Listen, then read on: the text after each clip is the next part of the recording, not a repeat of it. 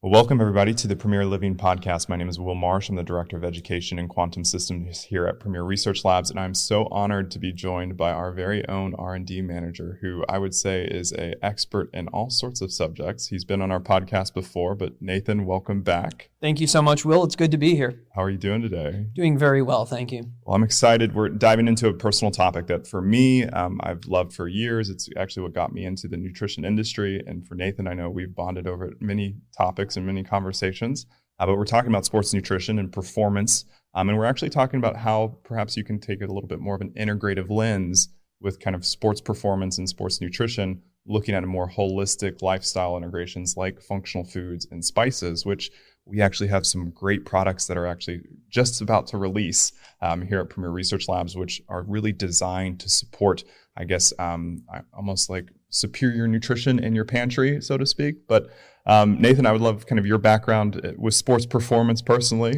Sure. What you do, and also kind of where you're focused right now and kind of how you're looking to augment yourself in the kind of the sports performance arena. Because I think personally, everybody listening in, we're athletes in some capacity, right? Whether that's walking or, engaged in physical activity or work, right? That's all kind of that sports performance mindset in a way. So Absolutely. So from my background, not only obviously am I a scientist, but I was a collegiate athlete as well. I've been working out in various ways in my entire life, essentially. From the time I was very young, my father was a former athlete. They sort of got me involved in sports from tiny young toddler, and it just really took. And one of the things my parents always did stress was good nutrition. And so it was something I carried with me through my life. So fitness, nutrition, the two things to me just sort of went together in lockstep. And it's something I've kept up with my whole life now. And so I do spend a lot of time in the gym still. Still do train with mixed martial artists. I train in Brazilian Jiu-Jitsu. I've done kickboxing. I've done grappling of various sorts throughout my life. That was really my main sport was wrestling. And so with all of the damage that does to the body, all of that intensity that you have to deal with day in, day out, nutrition is so important. And really, it's finding that way to balance what you're taking into your body to make sure that you can recover properly, because you need to be performing at the highest level you can. And really, I think in daily life, everybody wants to perform at the highest level they can. And so having the correct nutrition is really key to being able to deliver that kind of a result. I couldn't agree more. I mean, I think even for me, it was once I really started to prioritize recovery and like what that meant in terms of the foods that I consumed. And I think this is where it's really cool that we're starting to launch a spice line, because it's something that, we can always add a little bit more nutrition into the foods that we eat every day to support maybe what our goals are in life. And so maybe for the audience, let's lay out the lineup for the spices that we're looking to launch with your expertise. Sure. So we have turmeric, of course, which is a classic Eastern spice used in so many different things that I like to eat, like curries, for example. Obviously, you just can't get away from curry. It's a wonderful thing. We also have our own cayenne, and I want to specifically talk about the quality of our cayenne when I get a chance here in this podcast. I think that is very important for people to understand some of the little hidden issues that crop up in spices that you find in the market. And then the third spice, ginger, another one of my favorites. At the very end here, I think I might even drop a little recipe for everybody to make a golden milk using these spices. But before I jump to all of that, I just want to make sure we understand that the three spices we're talking about, the ones that we're launching soon for Premier Research Labs, these are three of my favorite spices, not just because obviously the flavors, but also because of the effects they have. These are functional foods. These are foods that provide health benefits to the body by consuming them in your daily use, which is wonderful. It's the best way to have a nutritional supplement, is to be able to have your nutritional supplement just be your food. I couldn't agree more. I think it's that whole food integration, right? And like really allowing people to consume nutrient-dense foods that really support, outcomes that they're looking for, right? And spices, they're so easy to blend into meals. Sometimes there's I guess a pungent aspect to them, right? Which, if you learn to cook with them and use them regularly, you can kind of deaden that and make that a little bit more mild. But talk to us a little bit about turmeric first. Right. So turmeric, definitely one of my favorite spices. I use it every single day. I use it every day.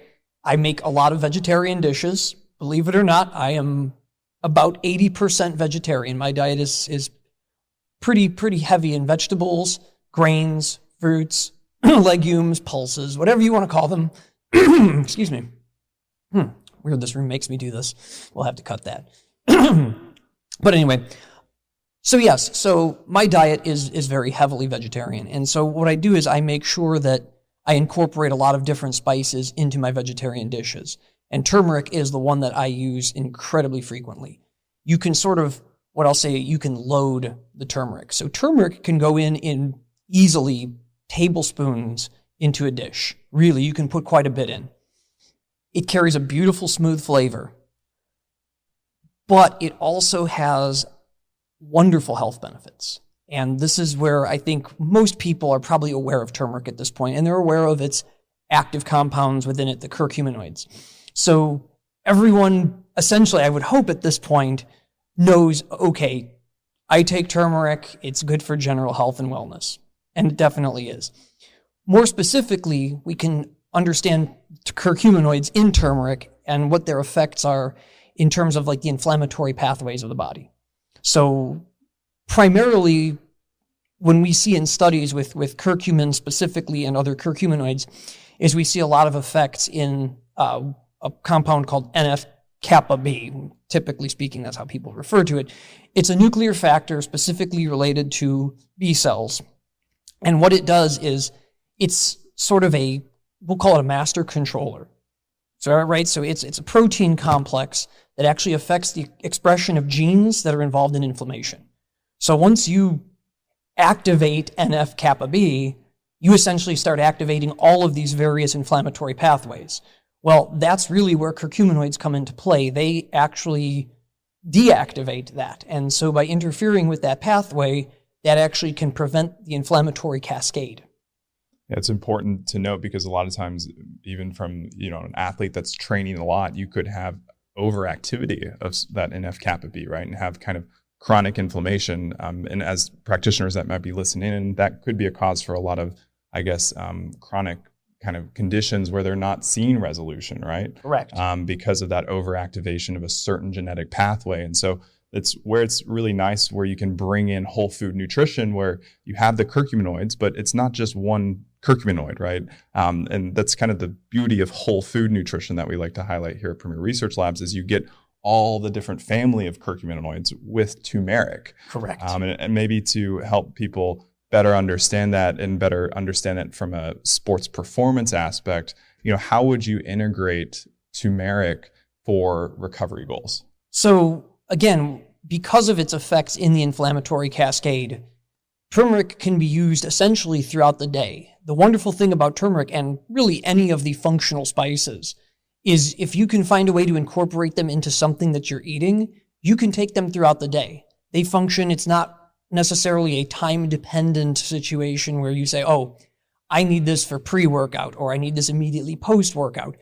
But an intake throughout the day will essentially provide that sustained effect because you're getting the same dose is getting in the body. You're getting dose after dose after dose. And it can be small, cumulative throughout the day, you get the cumulative effect. So personally, one of the things that I do is I actually drink my protein shakes with turmeric in them and actually ginger. And we're going to get to ginger in a moment. Did you hear that, folks? But yes, I do. My protein shake has turmeric and ginger in it as well. And that really is nice because typically speaking, unless you're making your protein shake entirely from scratch, and I sometimes do this, so I will do things like either, use milk and then fruit and do a sort of a whole food protein drink. But even with a whole food protein drink with fruits that you throw in, they're sweet. And I still have a bit of I'm not going to say aversion to sweetness, but I typically don't like a lot of sugars in the course of my day. I don't know if that's necessarily my body making a statement on the health of sugar, or if it's just that I personally have an aversion to it. I don't know. But even fruit, to me, sometimes becomes cloyingly sweet. So if I need something post-workout and I'm making a protein drink, I like to put the turmeric in not only for the health benefits, but it actually does help to balance some of that sweetness. So it's not just getting hit in the face with the berry flavor or pineapple or whatever I may have put in there. So putting turmeric in gives me that nice, balanced, even flavor throughout. I get a little bit of that savory flavor from the turmeric. And then I put in a little bit of ginger as well, just for that spicy kick.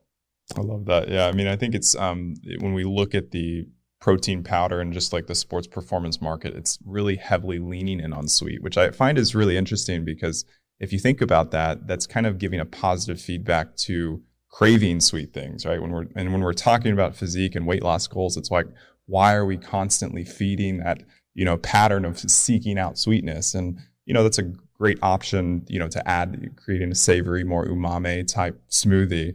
And the beautiful thing about our whey, which we'll talk about here, which is going to be in a brand new, larger size, is it doesn't have any artificial flavoring, sweeteners, right? So you can really create a nice palatable, more, neutral smoothie with greens and maybe with turmeric and ginger, and complement that nicely. Absolutely. I love our whey protein because of that very fact.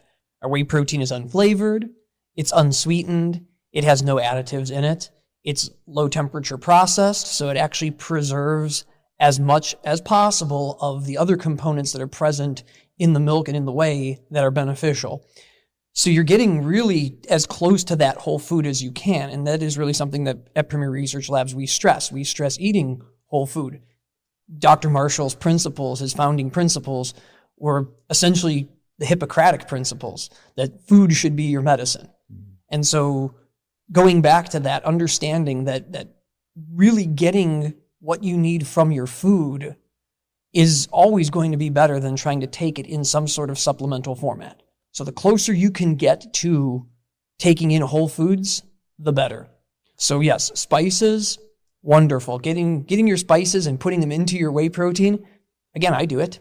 Yeah. So I think it's a wonderful way to incorporate more whole food into your daily fitness regimen, really. I mean, that's something you're taking along with what you would normally take anyway. I'm taking my protein powder. This is my daily regimen after I work out or before I work out. So I'm going to also incorporate some of these spices that have additional health benefits too, and I'm getting another whole food-based benefit. It's true. A lot of times when I'm talking to practitioners or even just, potential entrepreneurs that are looking to work with our company, a lot of times, I'm trying to tell them that this is really just whole food in a bottle or whole food in a spice jar, right? And a lot of these foods you're not finding in the grocery store, or you're not finding at an appropriate quality that you'd even want to consume.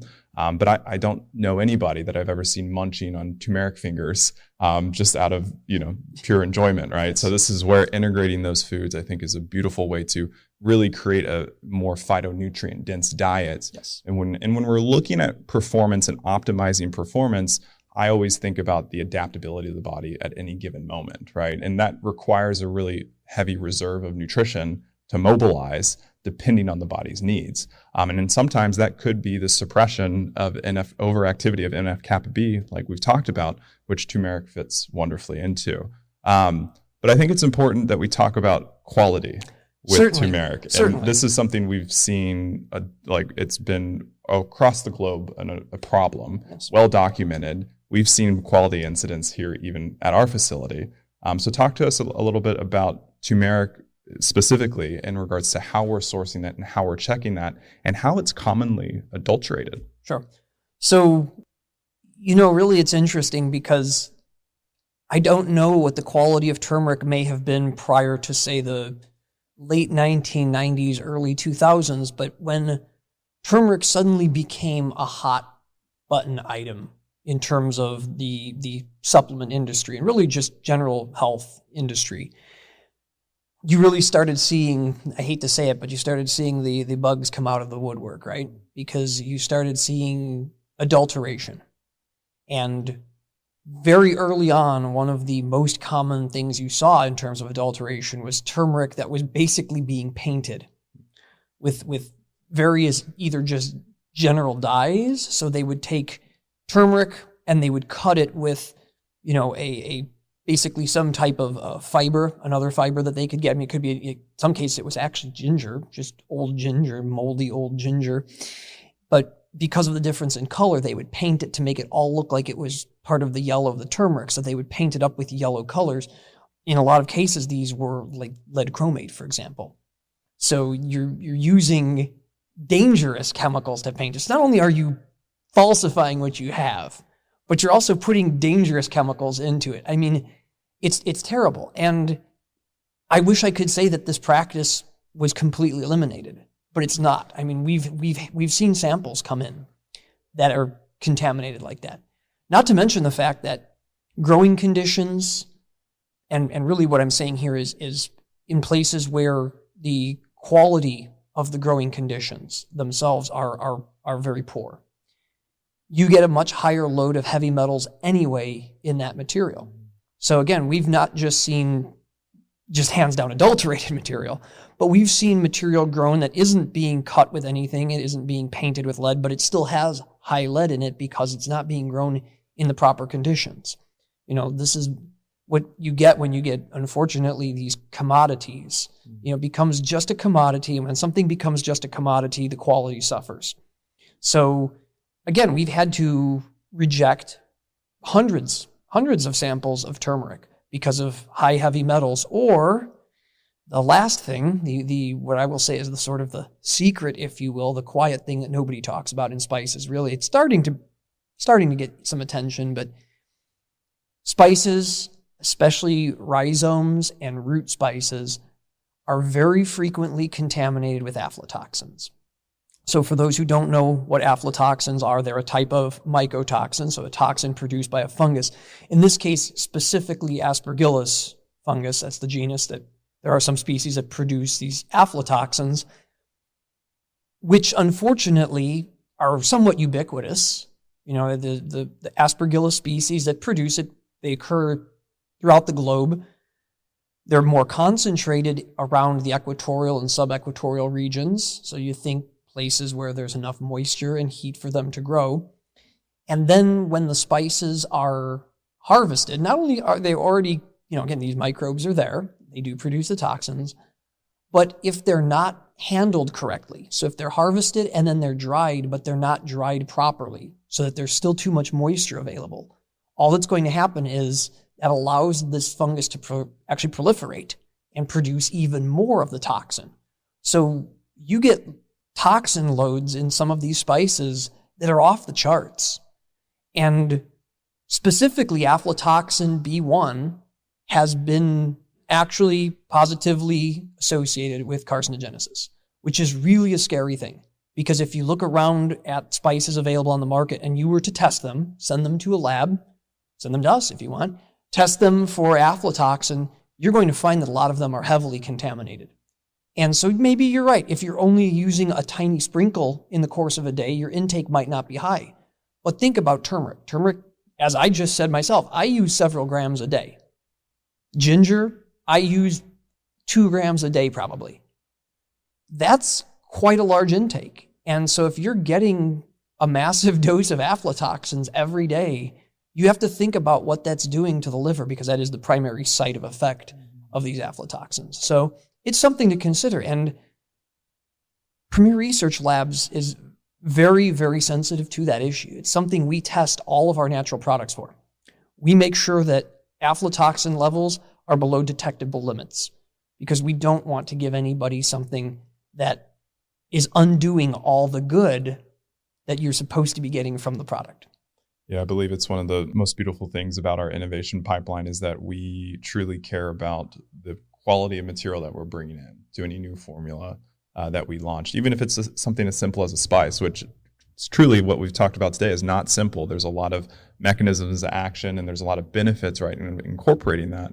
Something I always like to note too, for the athletes that are listening in and they are interested in using spices and they're not using Premier Quality or Premier Verified, spices, that aflatoxin and aflatoxin B1 does have activity to actually reduce the efficiency of the electron transport chain, right? So that actually decreases the efficiency of ATP production Correct. in the body, which then that means that you're ultimately not having enough energy to actually engage in the activity that you're looking to do, right? And I think, when we're talking about fitness, right, and when we're talking about defining how athletes can perform better or how somebody can perform better in life, we have to have a conversation around the synthesis of ATP and how efficiently the body is producing that, right? Yes. And we talk about this. We did a webinar last night talking about the biochemical balancing effect of the body and how you can really nourish each cell to have that efficient ATP production. But that includes, the removal of any adulterants or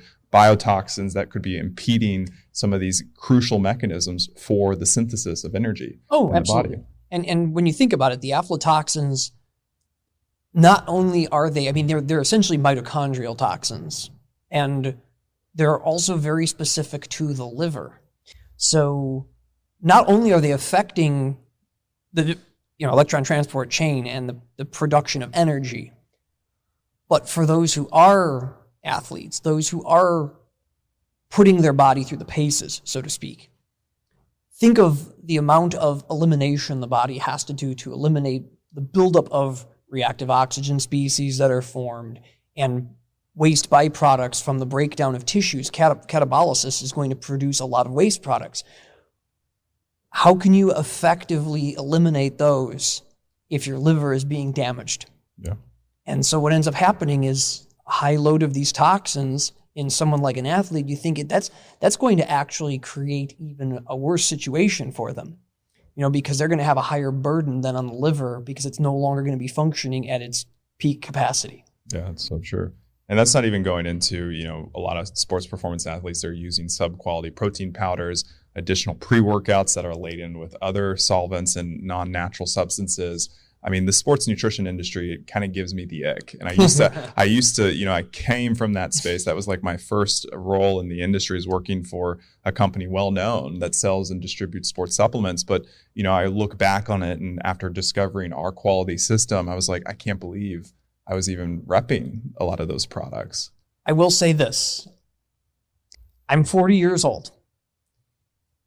I can still run 5-minute miles. I can still bench press well over my body weight, and I still deadlift almost 3x body weight at 40 years old. I think that's pretty good. I noticed a distinct increase in all of my, what I will call my basic fitness parameters, once I stopped taking the mass-produced dietary supplements and really the sports performance supplements that are on the market. So I perform better now in my, now being 40, but really in my mid and late 30s when I kind of made the final push out of that. But I perform better now than I did when I was in my late 20s. And I thought I was pretty good in my late 20s. But I would always end up having sleep issues. It was actually weird. It was sleep issues that I was having a lot of. But if you think about sleep and its relation to things like inflammation, that really is very much that's something that I had to consider. And so I basically went through my pantry and I tossed all of those things that I was buying off the market, and I figured, how can I replace it with something I can either make at home, or is there a clean alternative? And so when I came here to Premier Research Labs, and you know this well, when I was hired here at Premier Research Labs, one of the things I really wanted to push for was we need to start getting more sports performance items, because I want to make clean products for athletes. I want to make sure they have the same benefits that I've gotten, but I've had to do it the hard way. I've had to make these things at home. But now I can make them here at Premier Research Labs because I have access to the equipment to do so. And that's really something I'm going to be pushing for here, again, to expand our sports performance line. So the spices go hand in hand with that. I'm a user of these spices. I can be the person who's, I'm also a client. I do. I really love these spices. And again, I actually have a little bit of ginger here in my tea, and it's our ginger. But I like to have my green tea also with the ginger here. I just put a little bit of the ginger in it while I steep, and there you have it. It's a great little fun fact to integrate ginger. And I think that's maybe the next segue, because it pairs wonderfully with turmeric. And really there's, does. there's a synergistic benefit when you actually use both of those together with the ginsenosides and ginger. But talk to us a little bit about our ginger, the processing or lack of processing with that ginger. Sure. And how an athlete or just a general consumer or practitioner can integrate that into a protocol. Well, first off, let me correct you on the ginsenosides part, because ginsenosides are in ginseng, not ginger. Apologies there. That's okay. The active components in ginger, of course, the ones that people focus on most are things like the sugarols, and obviously gingerols. And in dried ginger, you kind of have a balance of them. So our ginger powder actually does have a nice balance of gingerol to sugarol, which is really great. Sugarols have incredible effects in the inflammation cascade, actually. They are sort of the opposite end of the inflammation cascade, maybe, if you will, or at least they're working sort of on a different level than the compounds in turmeric. So the compounds in ginger are working essentially to inhibit things like the cyclooxygenase enzyme and the lipooxygenase enzyme. It's actually an overall oxygenase enzyme inhibitor, which is wonderful because obviously, you have your NF-kappa B, and then you have TNF-alpha, which those two things, and I could probably do an entire podcast on how those two interact and why activation of one causes activation of the other, which then feeds back and causes more activation, and it's just this spiral, really. But having the turmeric and the curcuminoids, which are, again, the potent inhibitors of the NF-kappa B, but also having the compounds in the ginger, which then can inhibit TNF-alpha and also inhibit the oxygenase enzymes, you really have this additive effect in terms of really just sort of interacting and stifling that inflammatory cascade, which is a wonderful thing. And that's probably the reason why historically, if you look at things like Ayurvedic medicine and you look at historical uses, herbalist uses of these compounds, you find that turmeric and ginger are frequently paired together. Not just frequently, but look at, again, a lot of curries have the two things in rather high amounts, actually, just for lack of a better term, cooked into them. And again, it's something that even when I was young, my parents cooked with turmeric and ginger together. It was always the two things paired together in the meal. So there's definitely a historical body of knowledge that really just sort of inherently maybe understood the benefits that were being achieved by combining these two. Yeah, and I think it's important to note, and thank you for the correction on the gingerols and the sugarols. I think that's ginsenosides might be an additional add-in for a sports performance. Sure, we can protocol. Discuss that. But what it's interesting is when you look at populations that typically are integrating these spices in their daily diet, there's distinct differences in metabolic health markers, right? And we talk about, the Japanese population, for example, that eats a lot of ginger.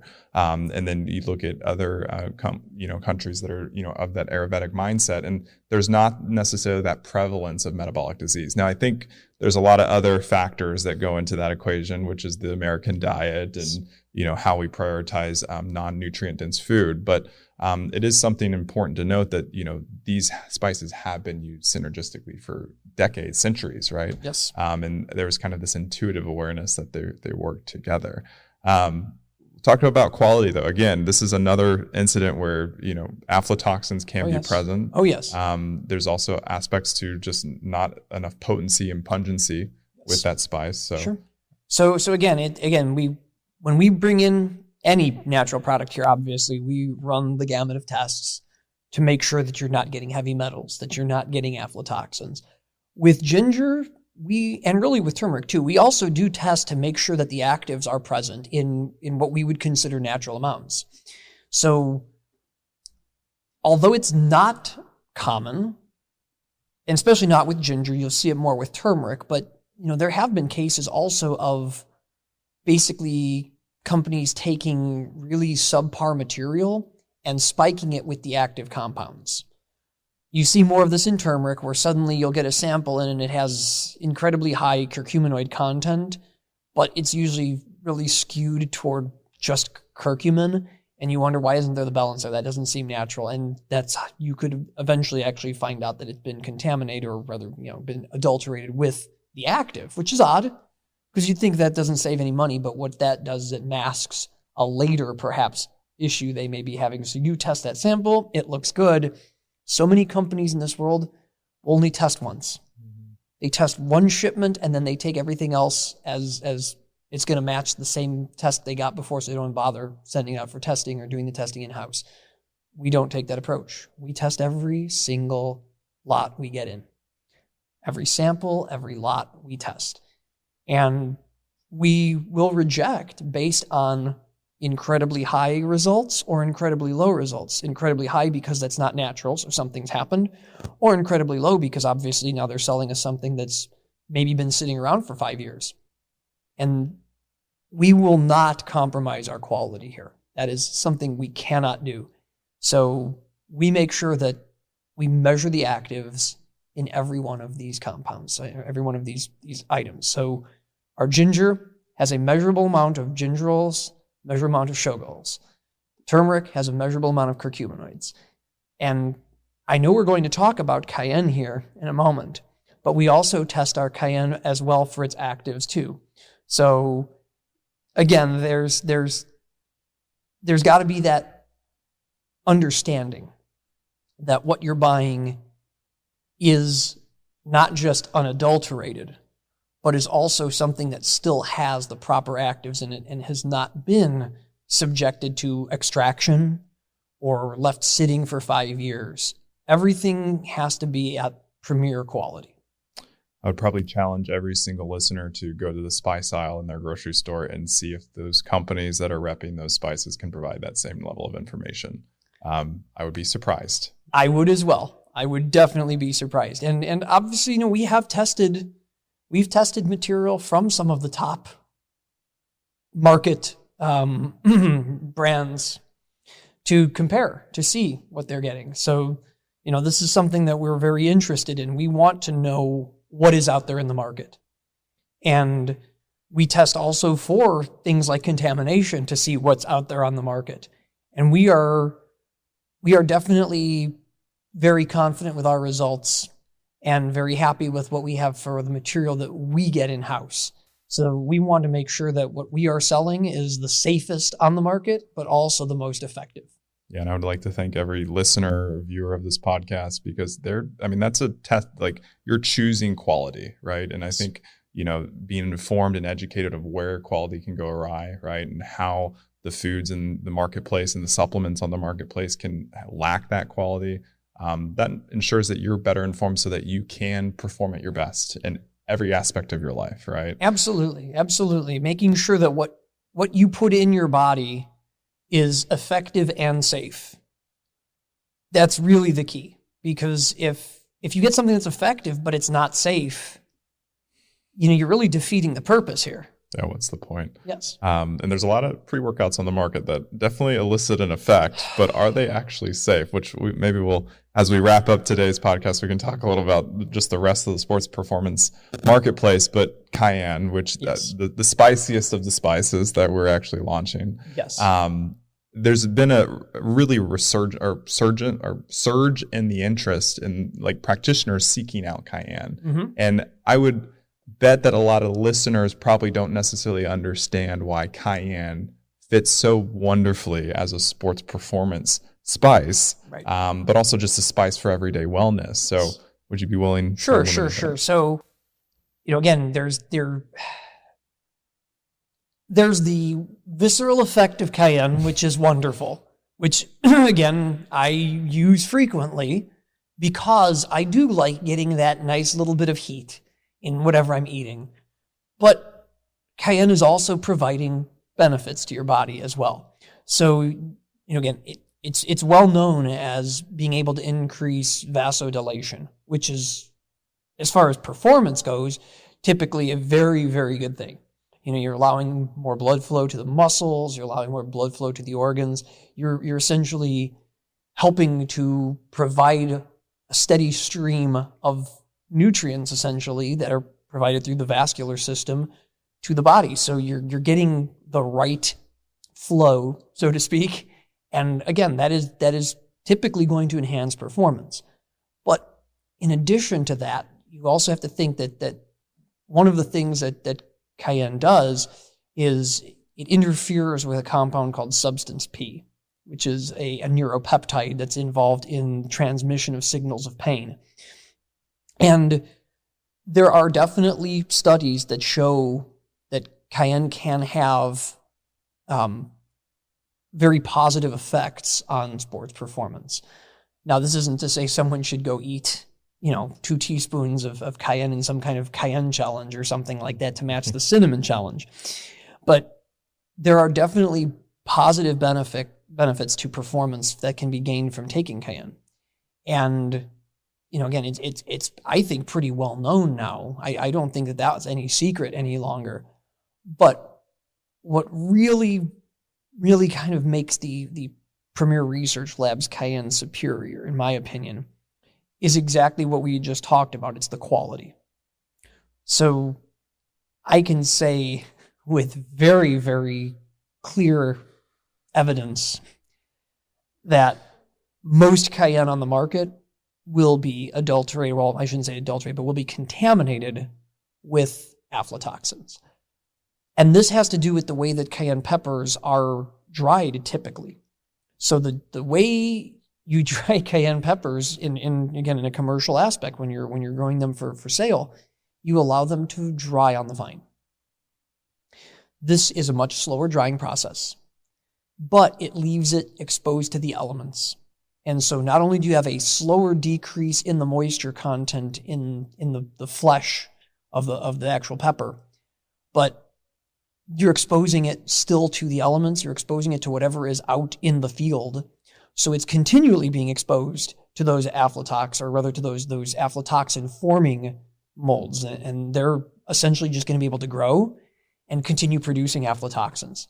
And so then if all you're doing then is taking this, plucking the now dry pepper off the plant and then grinding it up, there's really no control there to prevent that contamination.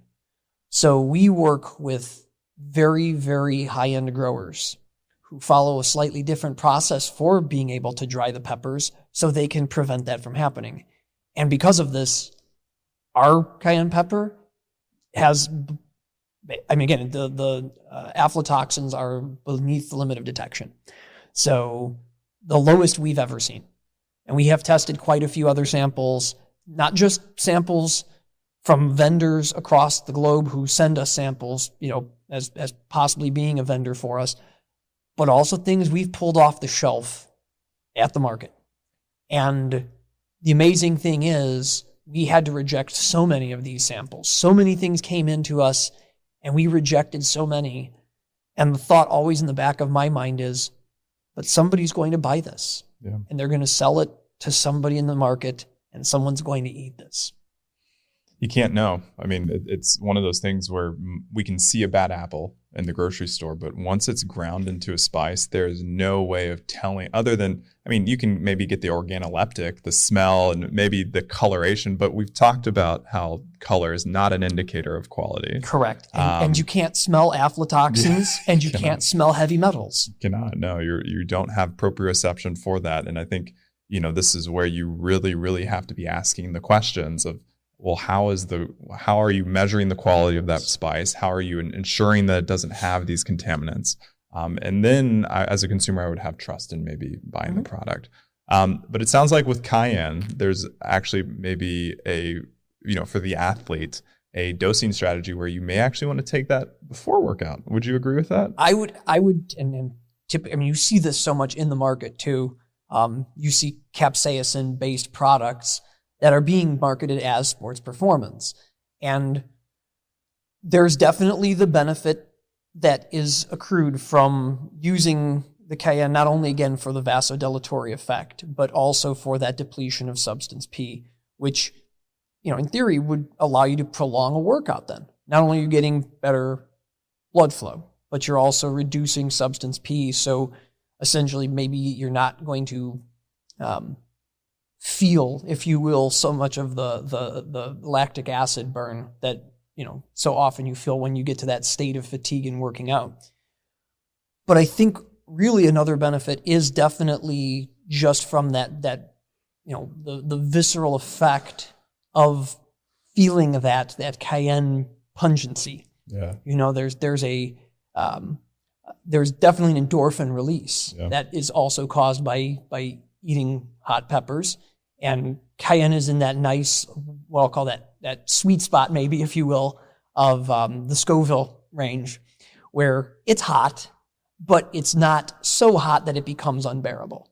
And so getting just that little bit of that warmth, that feeling, that tingle, that burn, whatever you want to call it, definitely especially for a lot of, and again, keep in mind, I've worked with mixed martial artists, and I do work out with a lot of power lifters and bodybuilders, and they find that is really a nice effect in terms of a bit of a psychological boost, because it's that very, very quick release of endorphins that causes you to get, as they say, hyped.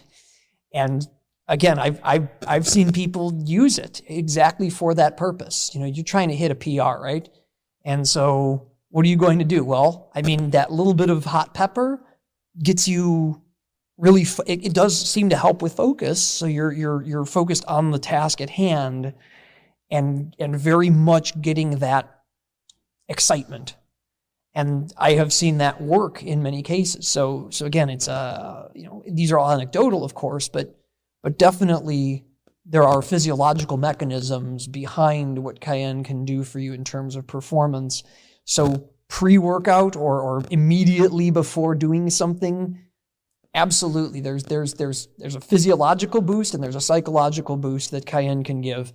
And then, of course, again, using cayenne, essentially, I'll say habitually in small doses, again, as I do with my turmeric and my ginger, I frequently use cayenne as well. I may not use it daily, but frequently incorporating it in small doses into things. Again, soups, I love it in a good cream soup. You can't beat cayenne in a good cream soup, especially something like a butternut squash. Just gives that little bit of kick to that otherwise kind of bland flavor. It's really nice. But again, curries are great with a kick of cayenne. And then you're incorporating turmeric, ginger, cayenne. Look, you got all three of them right there. Or, as I had mentioned earlier, my golden milk. I do make golden milk frequently. And again, my turmeric and my ginger are in there alongside a few other spices. But one of the things I put in always is a pinch of cayenne. And so, again, it's you're looking at a lot of these as a daily use. And obviously, sort of as they would say, the chronic use is an additive effect. So trying to incorporate them daily is really beneficial for performance because you're getting the physiological effects from them over time, but they're so easy to incorporate into your daily routine that it's not, oh man, I have to swallow another pill, or, oh, I have to take this at exactly this time of day. Or I can't take it past this time of day, like some things, for example, like caffeine or anything like that, where it's like, oh, I can't take it past it. The great thing with these spices is you can incorporate them all day long if you want. And really, I do that. A lot of people do. And as long as you're buying something that is of premier quality, so you know that it's safe, then it is very easy to have as part of your daily routine. I think that's beautiful. And there's so many recipes, right, that you can integrate these so that it is accessible to you on a daily basis, right? You can do cayenne ginger shots, yes. you before your workout. You can maybe combine it with a max B&D and the cayenne, and actually maybe with our amino HGH for an additional pre-workout aid.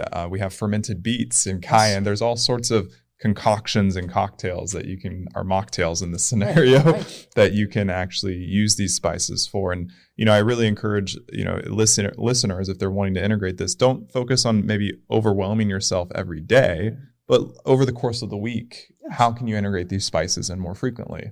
And the beauty is, just as you experienced, I experienced when I started working here at Premier, and just kind of my aperture of understanding of how you can really optimize performance.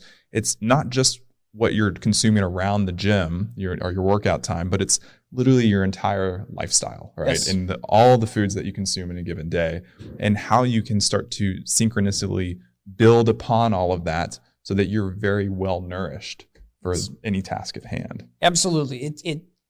It's really not, it is not a healthy way to live if you work out and only consume healthful beverages or foods in some immediate window around the workout. And then the rest of the time you do not watch what you eat. You're not eating healthy foods. You're over consuming calories or over consuming alcohol or detrimental foods. That's really, again, that's not optimal living. That's not premier living. Premier living means finding the holistic balance where your entire daily routine is a stepwise progression toward better health so that you're doing it throughout the day, every day. It's true. Almost conscious, mindful living in that, right? Certainly. We've talked a little bit about our whey, but maybe to further stress on the benefits, it's a neutral whey. There's no flavoring to that. But you mentioned in regards to the added bioactives, or not added, but the natural bioactives that are preserved because we're not doing additional processing to that whey. So maybe for the listeners, I think it's a great opportunity to educate around this protein powder industry, and where there are gaps in quality for processing, especially milk protein powders, because this is a milk protein. Sure. So one of the things that's most prevalent in the market regarding protein powders is what you get a lot of is isolates. And while isolates are not necessarily, I don't want to say they're dangerous because they're not. They're safe. Again, obviously unless they're contaminated, which is also definitely a possibility. And again, something that people need to look into. But you're not getting something as close as possible to the natural product. The nice thing about something like a more naturally low temp processed whey is while it is eliminating a lot of the lactose, because you actually are eliminating quite a bit of lactose. There still is lactose present. It's not a completely lactose-free product. But you're preserving a lot of the other nutrients that came along with the whey. So, there are things that are still present in there, minerals, vitamins, also, enzymes that have survived that process because they weren't high temp processed. They weren't put through essentially a ultrafiltration process. So one of the things that you get on the market is if you're buying something like an isolate, you have to think that a lot of the other components from that whey were already taken out. They were probably taken out and put into other products, believe it or not. But the Premier Whey is the whey. But the Premier Whey is really again, as close to a whole food product as you're going to get for a whey protein. And ours is also organic. Something I have seen that's really kind of frightening over the last decade is a decrease in the number of available organic whey proteins. It's rare. There used to be a lot more. And all of a sudden, in the last decade, that number has decreased. It has actually been a struggle to find quality organic whey proteins. We found a source, and they are wonderful. And that's really, again, what makes our product so great. The sourcing is so important. Essentially knowing the farmers, if you will, and saying, are you following a process not just for raising the cows, feeding the cows, but also gathering the milk? How are you processing this to get the whey out? Does it meet what Premier Research Labs requires for our quality? And so having that is really sort of the benchmark, in my opinion, what sets us apart from everybody else. Yeah, it's a beautiful whey. It's actually, for those that maybe haven't purchased it, compared to a lot of other whey proteins and whey isolates, which obviously completely different processing for an isolate, where you're completely reducing that to the protein content. But it has kind of a fluffy, there's this fluffiness to it, which to me signals kind of how there's these other actives other than just the amino acid components that are present that, there's additional bioactivity, right? And, when we think about whey protein, there's protein synthesis, but, those glycomacropeptides, right? Those actually have immune activation, Yes. immune signaling processes in the body too, which, I think that's important with recovery.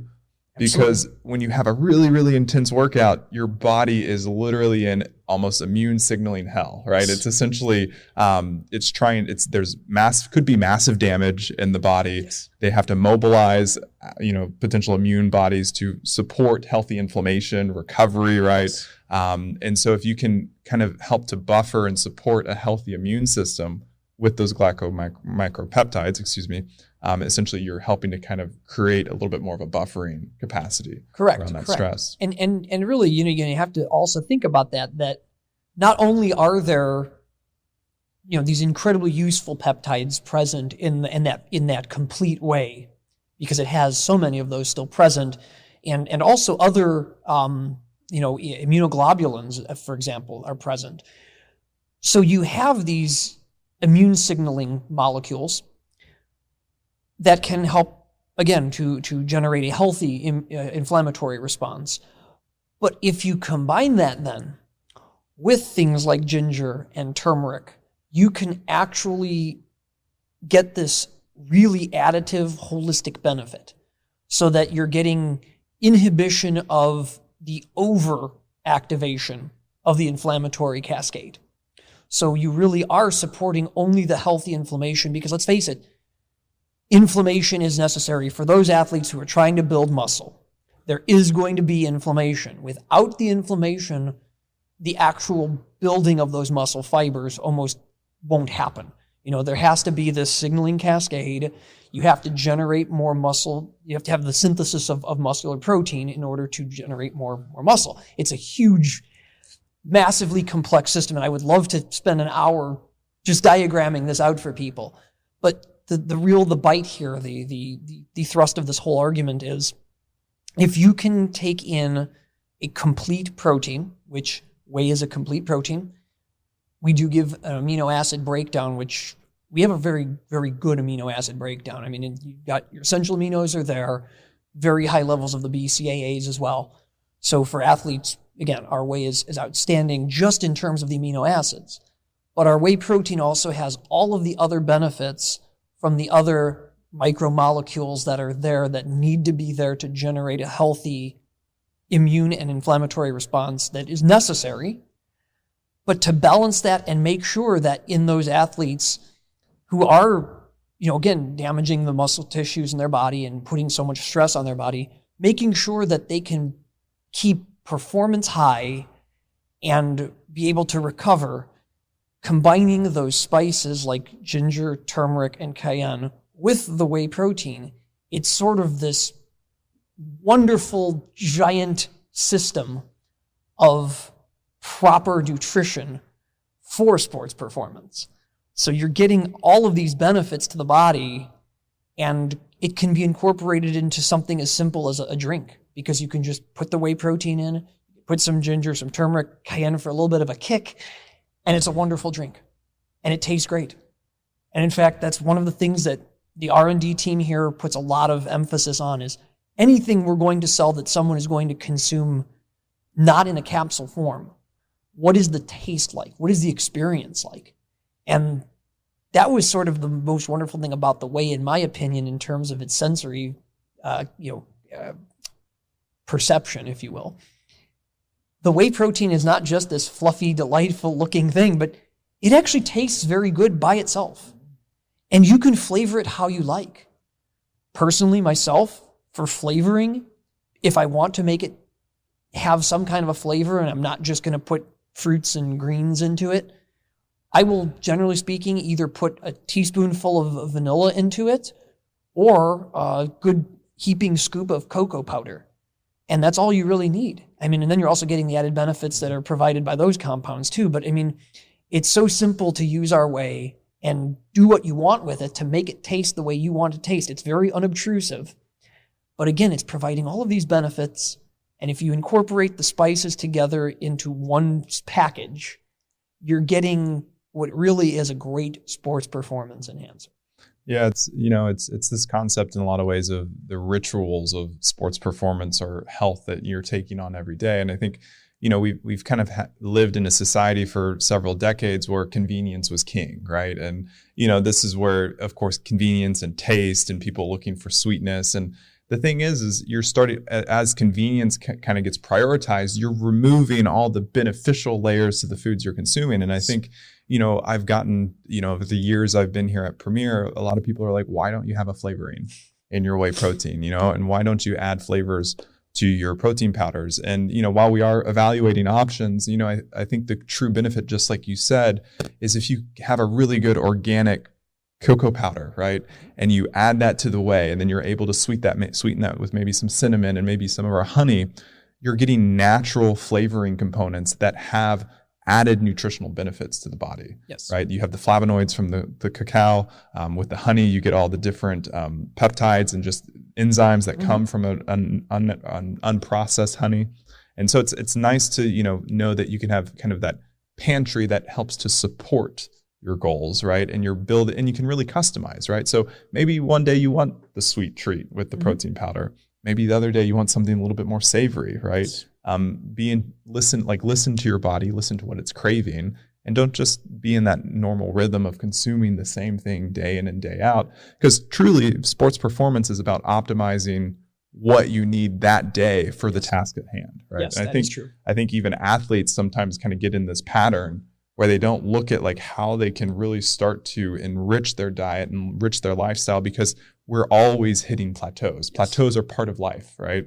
And the beauty about, premier quality nutrition and having these staples in your, pantry is that you can really start to listen to your body and say, what do I need today? What do I need to add based on, I had this really tough workout yesterday. I'm feeling like I've got some systemic inflammation. My energy levels are down. Well, how can we start to naturally support those processes in the body so that you can kind of rebound, right? And get back in the gym for that next workout. Absolutely.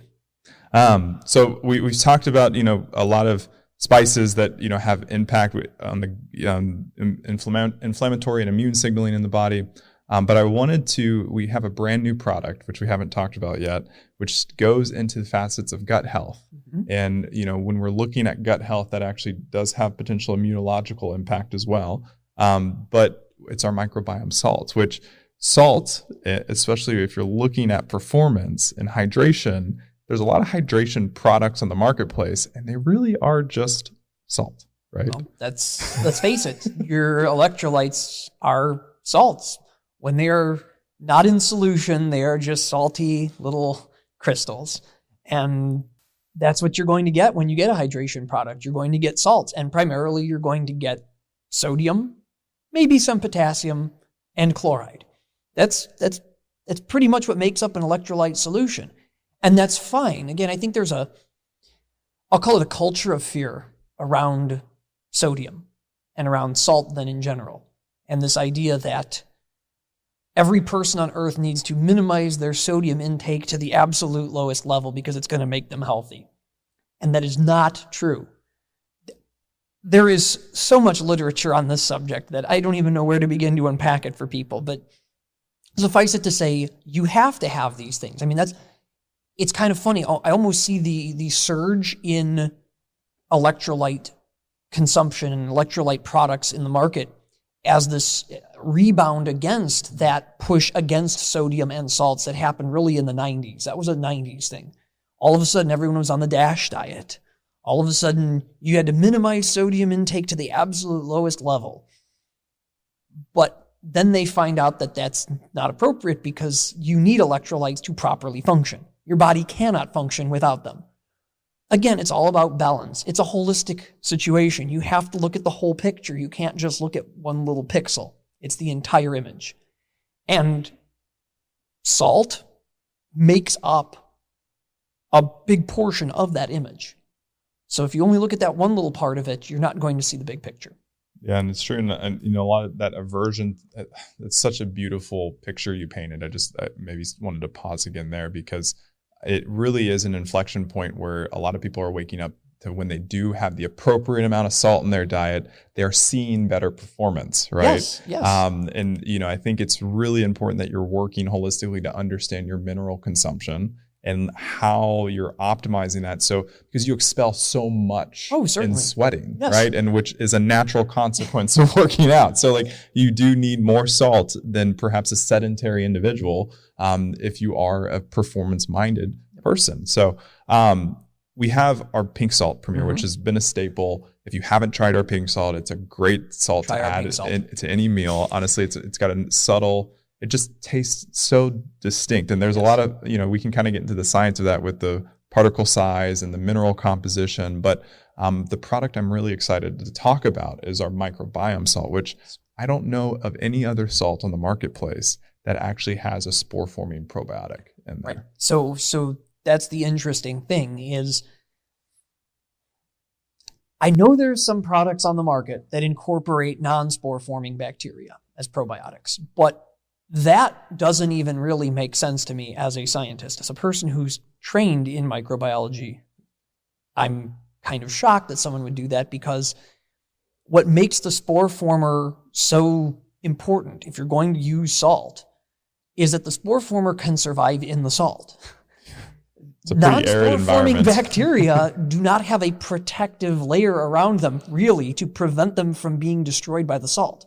The point of the spore former is that it's in a sporulated form, meaning it can be in a solution of high salinity and survive. If you take a non-spore former and you throw it into that solution, it literally just, it pops, essentially. Salt water pulls all the moisture out of it, and it gets destroyed. That's a simple osmotic equation there. I can tell you how that happens. So those products really are just, to me, again, I think they're just, I don't know even what you want to call it, some sort of a scam. What really makes the microbiome salt so wonderful is you have a clinically studied spore-forming bacteria in there. Really, it's a strain of Bacillus subtilis called BS50. Clinically studied, it has multiple effects in the body, and really, as all Bacillus subtilis strains that are marketed as probiotics do, it really supports gut health. And gut health is so important to the athlete. Let's face it. High inflammation states in the body often lead to larger than normal and certainly larger than appropriate gap junctions. You need to have those tight junctions maintain tightness. And so one of the things you find with good probiotics is they typically do help to make sure that maintenance of the gut barrier integrity is there. And we talk about this all the time. What is the gut barrier integrity? If it's not good, if it's too permeable, you have a problem. You want to make sure that is being kept in good shape. And so for someone who's continually assaulting their body, let's face it, when you're working out, you're putting your body under assault. You're challenging it, you're stressing it, you're doing damage. You need to make sure that you're not also seeing that inflammation cascade down to the digestive tract. So a proper probiotic to support gut health is incredibly important for the athlete. And I can't stress that enough. So if you're looking for probiotic support, you're also looking for hydration support, microbiome salt is a wonderful additive to your diet. It's something you can very easily, again, just like all of the other items we've talked about today, it's something you can easily incorporate into your daily routine. Take your salt for hydration, I make a homemade hydration solution for working out typically because you're going to lose, let's face it, you're going to lose electrolytes when you sweat, as you said. It's part of working out. So you have a little bit of salt in your water to provide those electrolytes. Well, now you've incorporated a probiotic as well. So you're getting the added benefit of the probiotic for your gut health. And so again, all of this stuff, all of these things that we've talked about today, whey protein, ginger, turmeric, cayenne, salt, probiotic. Think about how all of these things can very easily be sitting, as you said, in your pantry of health, if you will.